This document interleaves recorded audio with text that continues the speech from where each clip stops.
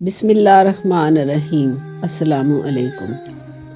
حضرت وائل بن حجر رضی اللہ تعالیٰ عنہ فرماتے ہیں، خضر موت میں ہماری بہت بڑی سلطنت تھی اور وہاں کے تمام لوگ ہماری بات مانتے تھے۔ ہمیں وہاں نبی کریم صلی اللہ علیہ وآلہ وسلم کی نبوت کی خبر ملی تو میں سب کو چھوڑ کر اللہ اور اس کے رسول پاک صلی اللہ علیہ وآلہ وسلم کے شوق میں وہاں سے چل پڑا۔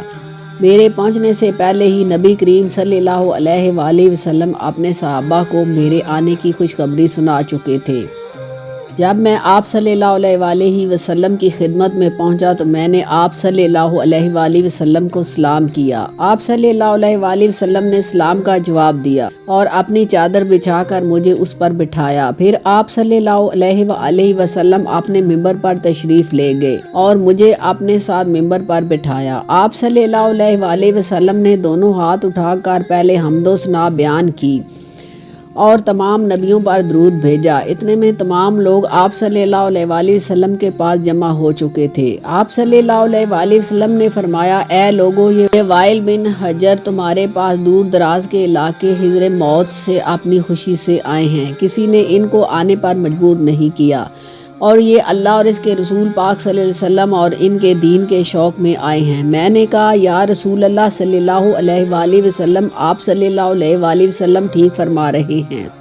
حضرت وائل بن حجر رضی اللہ تعالیٰ عنہ فرماتے ہیں کہ میں نبی کریم صلی اللہ علیہ وآلہ وسلم کی خدمت میں پہنچا تو آپ صلی اللہ علیہ وآلہ وسلم نے صحابہ کرام سے فرمایا، یہ وائل بن حجر رضی اللہ تعالیٰ عنہ نہ تو آپ لوگوں کے شوق میں آئے ہیں اور نہ تم لوگوں سے ڈر کر آئے ہیں، بلکہ یہ تو اللہ اور رسول پاک صلی اللہ علیہ وآلہ وسلم کی محبت میں آئے ہیں۔ نبی کریم صلی اللہ علیہ وآلہ وسلم نے اپنی چادر بچھا کر مجھے اپنے پہلو میں بٹھایا اور مجھے سینے سے لگایا اور اپنے ساتھ ممبر پر بٹھایا اور لوگوں میں بیان فرمایا اور فرمایا کہ ان کے ساتھ نرمی سے پیش آؤ، کیونکہ یہ ابھی اپنی سلطنت چھوڑ کر نئے آئے ہیں۔ میں نے عرض کیا، میرے خاندان والوں نے جو کچھ میرے پاس تھا وہ سب کچھ مجھ سے چھین لیا۔